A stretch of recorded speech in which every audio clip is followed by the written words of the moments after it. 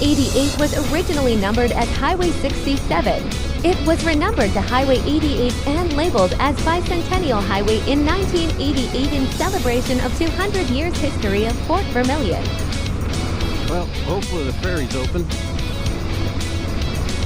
If it's not, this is not going to be exciting.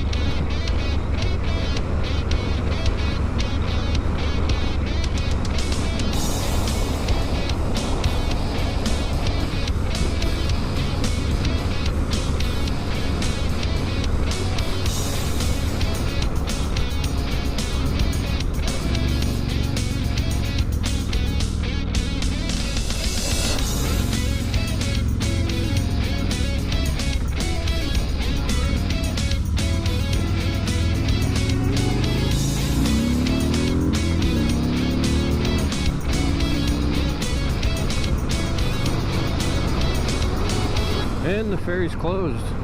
Lovely.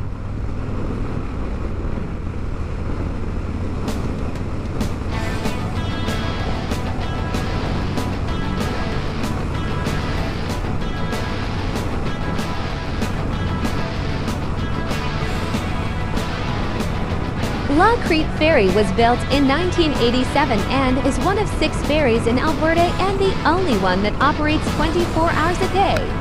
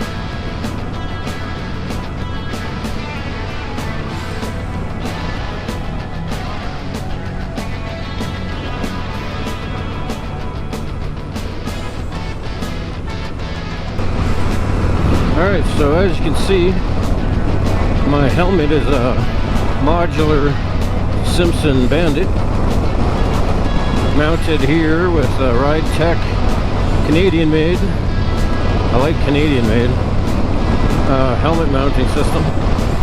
I got a Lexan B4X or something or other, intercom system and music. Haven't used it yet. Seems pretty good. Let's just listen to music in my house. Everybody says it doesn't sound good, but I must not give a shit as much. I like them. There's a good deal on Amazon. They're only $200 for 2 of them for the wife and I.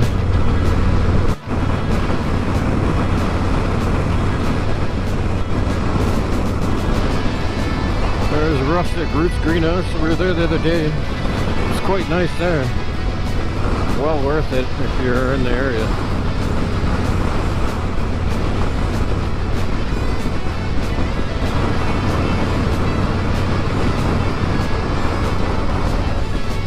Moving over here, a general store, and there's a mechanic shop down there.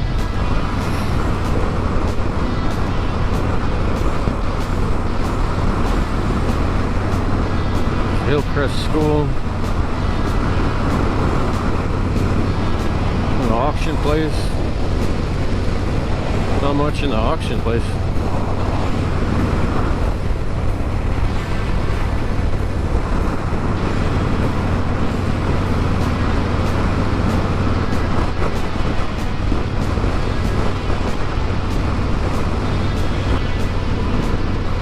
So the bike 2020 Road King Special, 114, completely stock, pipes and everything. I got a 7-year warranty with it, so I didn't want to wreck it by throwing some crazy pipe system on it, and it was really expensive. 16-inch Carlini Flying Apes. That's where all the money went into. I got this little Mexican blanket from this guy in BC. I guess he made the leather and all that. The buckles are just, yeah. I got the tour pack on the back from Advent Blanc. This is probably the best deal on the internet. It's got the liner, everything, black latches, and the rack on the back for all the stuff that we buy on our trips. Saying trips, we got a big trip planned this summer coming up.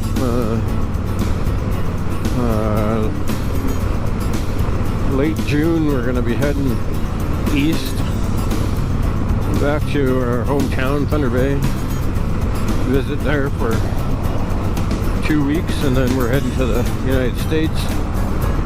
We're going to do a tour of the Midwest and see some concerts. We're going to go see Lainey Wilson in Iowa, and then we're heading out to my favorite spot, Wisconsin Dells, for 7 days. And then we're heading to Milwaukee to see the one and only Jamie Johnson. And then the day after that, we're going to the Homecoming Festival by Harley Davidson. And the only regret with that is we're only staying the one day and seeing Jelly Roll and Hardy.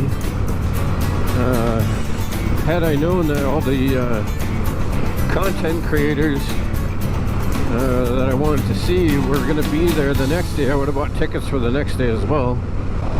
Yeah, I'm stoked for that trip. It's going to be probably 3 weeks riding in the States. One of my favorite roads ever, Highway 61 in Minnesota, along Lake Superior. Everybody's got a favorite spot to stop along 61 in Minnesota. And here we're getting to La Crete. It's a Mennonite community. Amazing place. La Crete was named in 1918 by the Rivard brothers, who were the first settlers of the area. They named the area La Crete Landing because it was off the mighty Peace River, a place they called home. La Crete, which translates as the crest, can also refer to a rooster's comb and was used to describe the ridge of land where they came ashore about 9 kilometers southwest of where the hamlet is today.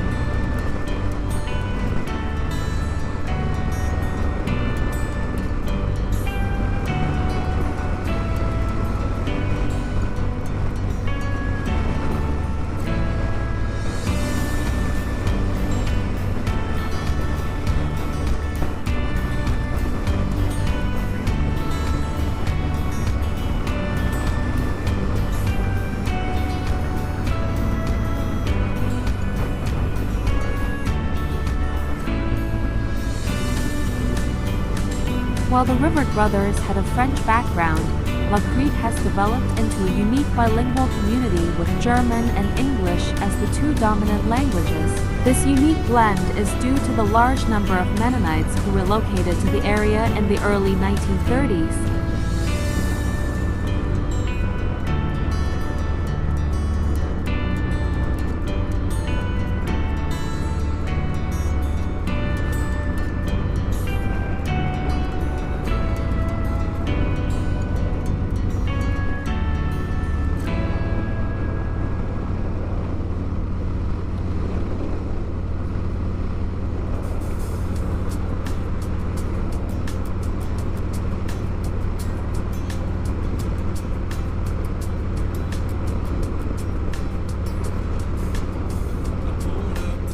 This area was chosen because settlers realized the potential for farmland in the surrounding area. At first, there was only a handful of families migrating to the La Crete area, but family members quickly followed, strengthening the family values that are still upheld today. Very quickly, over 200 Mennonites from Saskatchewan, Manitoba, and Mexico had settled in the area by 1939.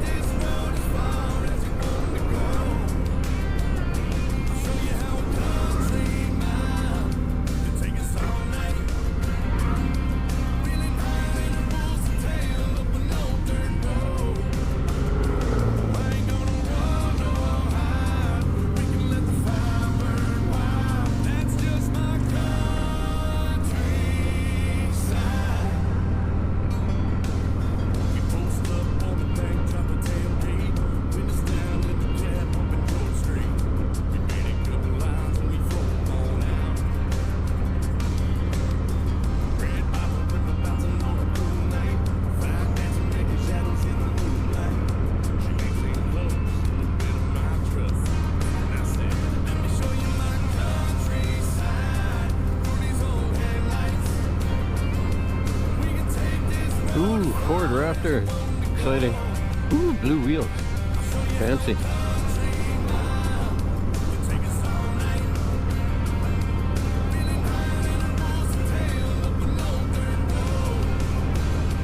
Oh, cool. I think that's my wife right there. Pretty sure it is. Nope, that's not my wife. We have a green one. A green Bronco, not a blue one. That was awkward.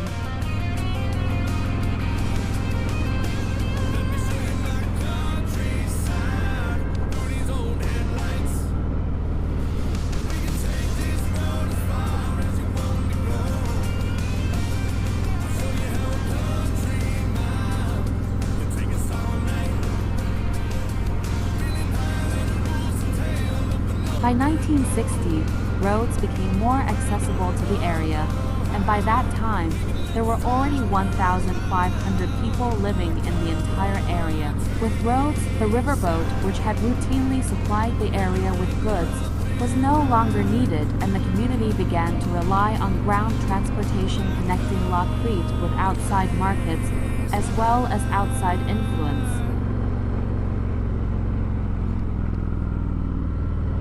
Today, the population of the hamlet is close to 3,500, and the surrounding area makes up approximately 8,000 people. Despite constant growth, La Crete still holds onto a strong culture and religion. Many residents use a German dialect called Plattdeutsch or Low German.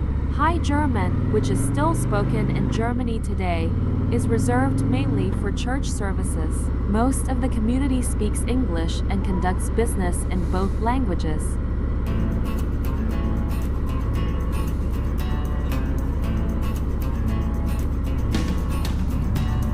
Very nice community. I like it here.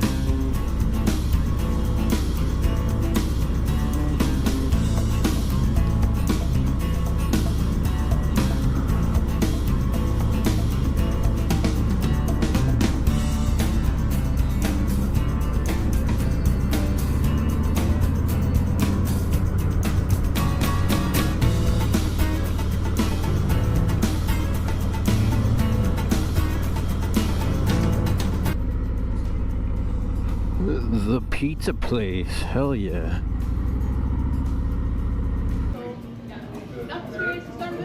Well, here we are at the pizza place. My favorite spot in La Crete. Got permission to film in here. Some of the patrons didn't like that though. Oh yeah, pizza. Meat lovers. It's like a layered. So good.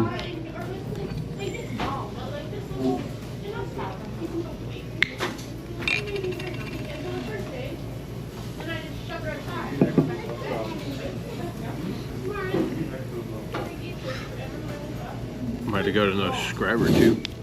The lady that owns the place is like, oh, look it up.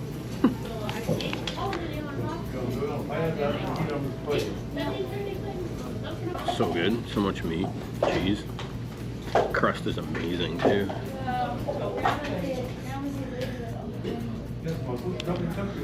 It's like the only pizza place I think around here too, besides like a big chain. I think High Level has Boston pizza, but it's just Boston pizza. It's not this pizza. Alright, pizza place. Didn't disappoint once again. So freaking good. Back on the road. There's some motorcycles. Look at them go.